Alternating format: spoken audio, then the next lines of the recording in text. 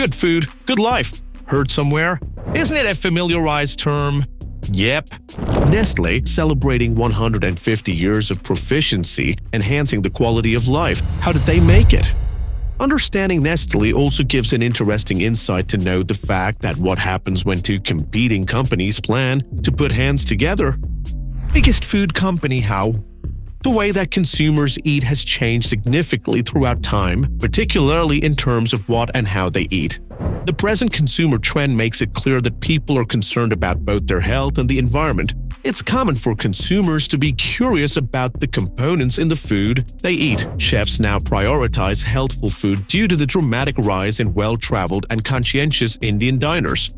A growing movement is encouraging people to consider how their dietary decisions affect the environment as well as themselves. With this deep understanding, Nestlé constantly focused on their evolution and adapted to the upcoming trends. It all began with thinking about what probably can be made with the profuse production of fresh milk. That laid the foundation of the Anglo-Swiss Condensed Milk Company in the year 1866 by the U.S. brothers Charles and George Page. They marketed the milk under the Milkmaid brand, and it is promoted as a secure and long-lasting substitute for fresh milk. On the other side, in the year 1867, Henri Nestlé, a pharmacist apprentice, wanted to find a solution for the real-world problem of that time, which was infant mortality caused due to poor nutrition and the mothers who couldn't breastfeed their babies. This led to the breakout baby food product, namely Farine Lactée Nestlé. Clementine, the spouse of Henri Nestlé, was instrumental in the growth of the infant cereal company. Her father was a charitable physician, so she was aware of the new invention's possibilities. Her extraordinary devotion and personal commitment enabled the family firm to grow well beyond Switzerland's boundaries. Soon, in the year 1905, his company merged with Anglo-Swiss to become the Nestlé, an Anglo-Swiss condensed milk company, which was retained till 1947. By this time, the company had more than 20 factories under them and supplied around Asia, Australia, Africa, and Latin America.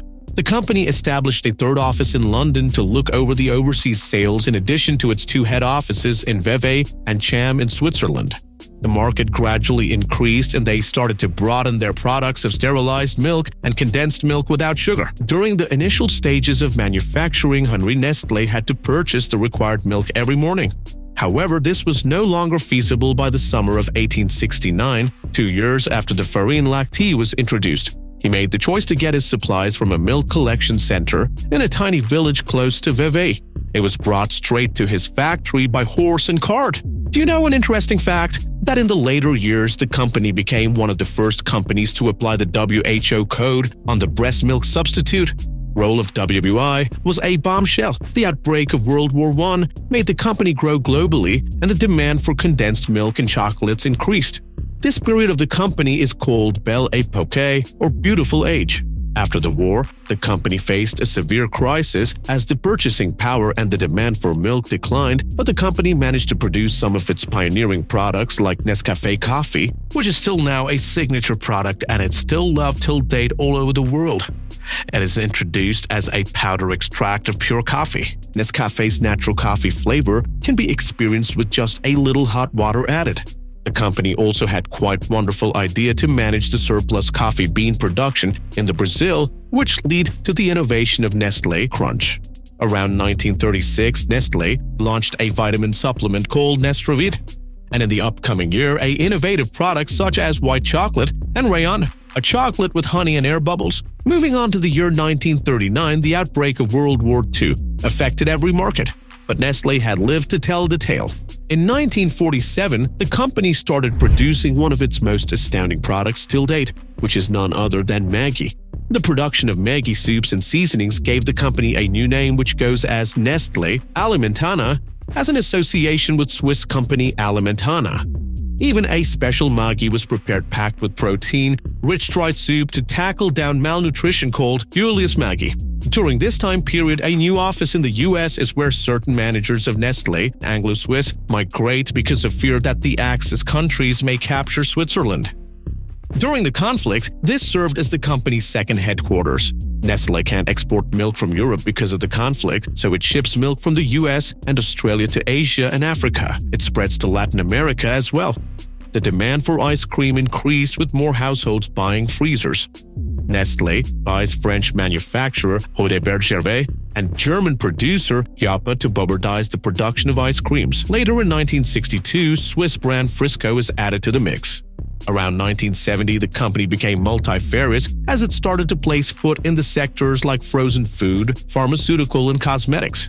After altering its name to Nestlé S.A., the company purchases US-based Alcon Laboratories, a manufacturer of pharmaceuticals and eyewear, as part of its ongoing diversification plan. Some campaigners are questioning the infant food marketing techniques of firms such as Nestlé in light of declining rates of breastfeeding. The first call for a boycott of Nestlé products in 1977 took place. Nestlé acquired a minority stake in the multinational L'Oréal cosmetics company. Nestlé unremittingly performed, which took them beyond health, nutrition, and wellness. The company also focused in creating shared value, proceeds toward business. As a mark of this, the company launched the Nestlé Cocoa Plan and Nescafé Plan. To develop a strong and sustainable supply chain, around the year of 2000, the SAN, the Sustainable Agricultural Initiative Nestlé, was initiated where they collaborated with the local farmers. Nestlé, in its promise in action, proposes generation regeneration, where they protect, renew, and restore the environment. They put forward the ideas of waste reduction, ensuring none of their packaging ends in landfills, helping to managing the watershed, minimizing flood risks, and overcome water scarcity problems, put behind the emissions of carbon and greenhouse gases, etc. Isn't the environment without people incomplete? The ideology of generation and regeneration includes people too. Their vision is to go hand in hand with the farmers to produce a new course in the dairy industry, which can be net zero. The company also suggests regenerative agricultural practices aiming to improve soil health, sequester carbon, support food security, restore water resources, and enable biodiversity. As an initiative, in 2023, Nestlé joined farmer associations, industry leaders, and communities to survey harmonized outcomes. Taking care of the communities, which includes not just the farmers but also their employees, the company ensures women empowerment by providing 46.4% management positions for women, safe and good work, health place, and ethical business practices. If an award is to be given for the business strategy, Nestlé deserves one for sure. The company believes that a successful business can be done only when the shareholders and the society are satisfied. The company customized their products according to the local tastes, thus ensuring to have more than 2,000 brands from world icons to local favorites. To manage such strategy, the company follows two important points, which accounts for innovations and affordable nutrition. They are also convinced to produce creative and distinctive value-added innovation in their products by inculcating the advice from culinary and science excellence. Accessing good nutrition includes the fortification of products mainly with the Big Four, which notices the incorporation of micronutrients namely iron, iodine, zinc, and vitamin A. Today, marking their presence in 188 countries and owning 340 factories in 76 countries, Nestlé, being the largest and the world's leading food and beverage manufacturing company, have indulged in various productions starting from baby foods, medical foods, chocolate and confectionery, coffee, pet care products, etc. With a strong marketing chain regardless of tough and enormous competitors all around the globe, the company promises to enhance the quality of life with help of a strong R&D sector and innovative work, and the company lives up to their agenda. Good food, good life. Can you spot a bell icon? Go ahead and press it. Please do subscribe for more such interesting topics. Also like, share, and don't forget to comment below your thoughts. Have good food, good life. See you all next time.